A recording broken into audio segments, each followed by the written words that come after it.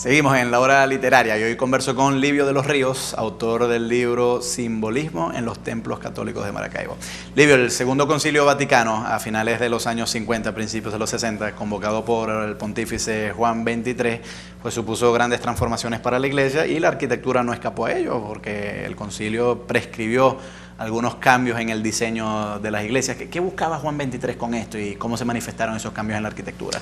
Bueno, comencemos por Juan XXIII. Juan XXIII quiere que el lenguaje sea mucho más fácil de entender, es decir, de llegar, de comprender, de tal manera que el mensaje pueda estar mucho más consustanciado con la realidad de cada quien. Y en ese sentido hacer una apertura, hacer una iglesia un tanto más, digamos, horizontal, que se sienten los interlocutores, es decir, los miembros de la iglesia. Iglesia significa comunidad de fieles. Y en ese sentido, pues que se hable con un lenguaje más común, disminuir las distancias, aumentar el acercamiento, fortalecer la unión. ¿Okay? La unión en lo común, comunidad, unidad en lo común. Y dentro de eso, bueno, no es él llama a los obispos, llama a los seglares, llama incluso a protestantes, gente vinculada a todo el mundo para que den opiniones, participen en las diferentes mesas que se realizan durante los años que dura el concilio, y posteriormente ya él está muerto, ya está en este caso Pablo VI, se saca todo lo que es la decisión del concilio, y una de las cosas es que se dice, mira, lo primero es que la liturgia cambia en términos de algunas modalidades. El sacerdote ahora mira hacia la comunidad. Eso es lo primero. Sí. Segundo, el lenguaje. Ahora no se van a dar las misas en latín necesariamente. Se recomienda darlas en el lenguaje vernáculo, es decir, en el idioma vernáculo. Y bueno, pero si se pueden dar en latín si la gente quiere, pues. Pero fundamentalmente en la lengua de cada quien. Adaptar un poco el lenguaje a los niveles de comprensión y simbolismo lingüístico, no solamente semántico, sino semiótico, representativo, figurativo, de cada cultura. Y eso es muy importante. ¿Y en la arquitectura cómo se maneja? Y en la arquitectura, además, hay unos elementos, incluso dentro de la liturgia, que por lo general el sagrario estaba allí mismo en el altar. Ahora va a cambiar. O sea, se destina a que hay un espacio propio para esto. O sea, única y exclusivo para el sagrario, donde está Cristo allí. Entonces, por eso tú antes veías que la gente pasaba frente al altar y se persignaba, aunque no hubiera misa. Pero es que no se estaban persignando porque allí estuviera el altar, sino que detrás del altar estaba el sagrario y ahí estaba Cristo. Esto ahora cambia y se identifica igual con una luz, etcétera.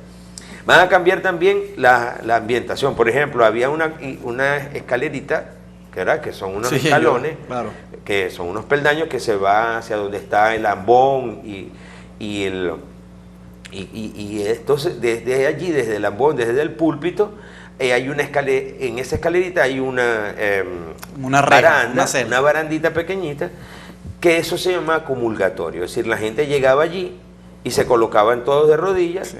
Y el sacerdote pues se desplazaba de un punto a otro, claro, repartiendo la comunión, pues. Sí. En la medida que él iba, pues se iban sustituyendo, y eso yo lo hice cuando estaba pequeño, pues. Yo iba mucho a la iglesia de la Consolación y eso ocurría, y nos sentábamos. Es más, hasta parte de mi juventud lo hice porque eso permaneció después como un elemento ya no litúrgico, ya no simbólico, sino de protección. Cosa que nosotros vemos ahorita que en la mayoría de las iglesias no existe.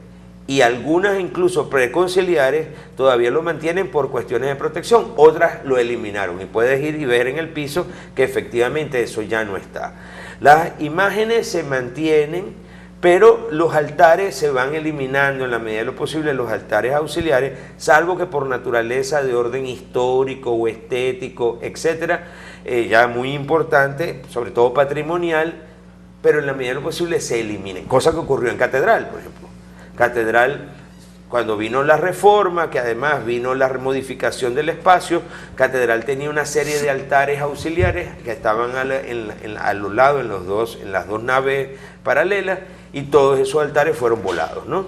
Es decir, fueron eliminados. Por lo tanto, nomás que vas a conseguir un gran altar mayor y dos referencias pequeñas que una donde se guarda el Santísimo y otra concretamente el Santo de la ciudad. Y sospecho que las celdas laterales también desaparecen en la arquitectura postconciliar. Todo desaparece, todas esas celdas desaparecen. Claro, por ejemplo, tú vas a ir en este momento a la basílica y la vas a ver, pero es que se hacen por razones de protección, que es distinto, porque sobre todo en espacios donde hay una gran aglomeración necesitas un elemento que evite, porque tú tienes un área que es el área, digamos, donde van todos los fieles, que ese es un área de acceso general. Luego tienes un área de acceso restringido, que es el área del ambón y hasta donde está el altar. Pero luego de la otra parte del altar, hasta donde se sienta, donde está la cátedra, o sea, donde está la silla del obispo, del sacerdote, eso es exclusivo y excluyente. Ahí solamente se sienta el sacerdote y allí solamente está el sacerdote, a lo sumo los acólitos, es decir, los que le acompañan. Generalmente uno lo llama monaguillos, pues, las que están ahí, pues. Claro. Pero el altar en esa zona pues se comparte eventualmente. Mientras que en la zona de la liturgia, lo que tiene que ver con el ambón o el púlpito, pues se integran. Los púlpitos, que eran unos púlpitos elevados, sí, claro, ¿verdad? Muy ornamentados, sí, pues esos púlpitos se eliminan y además ahora se eliminan entre otras cosas porque no hay necesidad. Claro. O porque las necesidades han cambiado, ahora tú tienes sonido. Claro, claro. Entonces no tienes que levantarte y hablar en voz alta para que se te escuche desde ahí.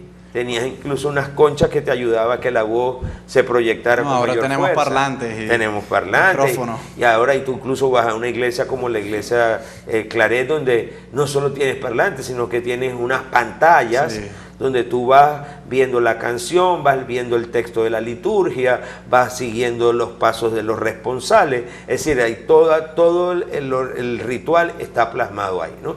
Y eso es muy interesante porque la iglesia se va adaptando sin desnaturalizar ni el mensaje, ni el simbolismo, ni sobre todo lo que tiene que ver en la propuesta del templo como una especie de regazo del Señor que da cobijo, que es el regazo incluso de la madre iglesia, en este sentido, ese simbolismo de matriz, de unión, de congregación que se mantiene unida.